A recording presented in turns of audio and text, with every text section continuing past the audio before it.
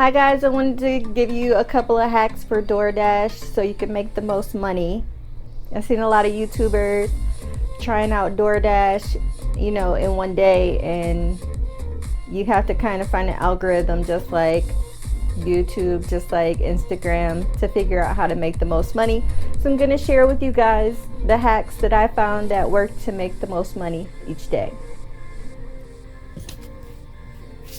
What's up guys, it's me Keisha. I'm out here again doing the DoorDash thing, and usually I can start at 10. That's when they start pinging me, but yesterday and today they start pinging me until 11, so it's 10:30 right now, and I just drove out to the spot that I usually sit at, and I'm waiting for it to say that it's busy here. It's Wednesday, so I don't know. Maybe that's why. I'm sure Fridays are usually a lot busier because people get paid, so they're gonna eat the snacks that they wish they could have had all week. But just sitting here waiting it out. So I'm gonna put this whole video together later and let you guys know how I did this week. So this is day 3. Only plan on doing Monday, Tuesday, and Wednesday, but I might do Friday just because it's a good day to DoorDash. We'll see. So anyways, hope you guys have a great day, and I will check back in. Alright, mileage versus pay. This one is important because it's going to determine if you're going to be running around more and making less money.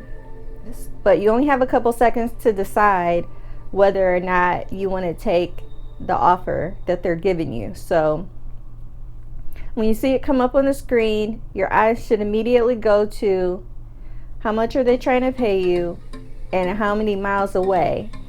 And you should always make sure that the miles are less than the pay. So say for instance they want to pay you $5 for something, but the mileage says that it's going to be 9 miles away. You definitely don't want to take that. You want to make sure that the numbers stay under what you're doing. So if it's not, then you should deny it because it's not worth your mileage. Now keep in mind, when you're doing DoorDash, you have to use your own gas, and you're not getting paid for your mileage. You're just getting paid, per delivery. So you need to make sure that you're making enough money to make it fair for you. Charger.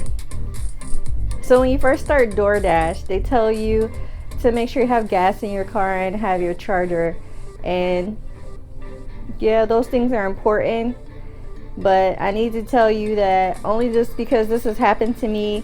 I usually always bring my charger, but this one day I didn't bring my charger, and I deeply regretted it because I almost lost out on money. I was in the middle of a delivery and my battery was like at 4%, and I still needed to know where I was going and use GPS.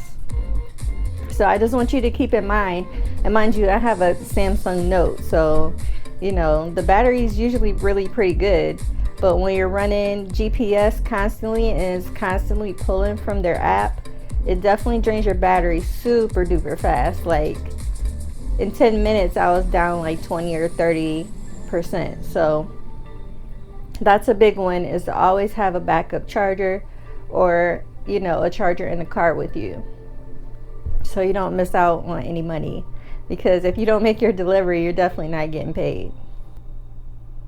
Okay, so stacking. Sometimes when you say you want to take an order and then you go out, or you are on your way to that order, and sometimes before you even leave to go get that order, they might solicit you to stack an order. So you should still make sure that the mileage makes sense, because they'll stack the money on and it appears like you're getting a large sum of money, but you really have to make sure that you're not, going below your mileage, of going way above the mileage that, what makes sense for you to make money anymore. But it is good to stack orders. Like for instance, if you go to one place and like say Chipotle or something, and you're going to pick up an order. Like, there's so many times I've gone to Chipotle and there's like a million people's orders and no DoorDash driver. Like, I wish they'd be like, you should take them all.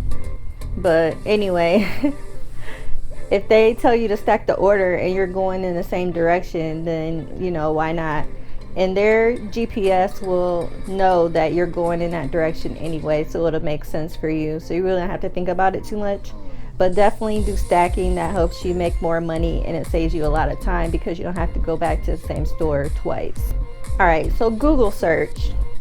This is on my list for hacks because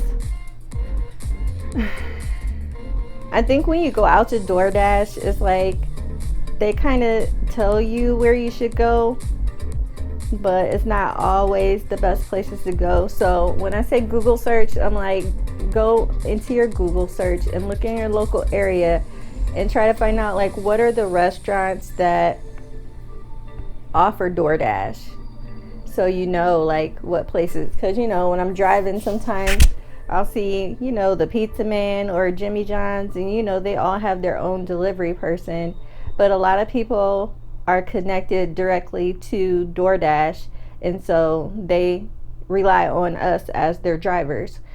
So it's important to know, like, what restaurants and stores are exclusively DoorDash, and that'll help you to be able to make more money if you know that those are the ones that are near you or close to you or are most popular in your area. Finally, hotspots. Now, hotspots are a little bit difficult because it really just depends on your area. Like, when I first started, I went to a hotspot where I thought, you know, there'd be the most traffic, and there was none at all.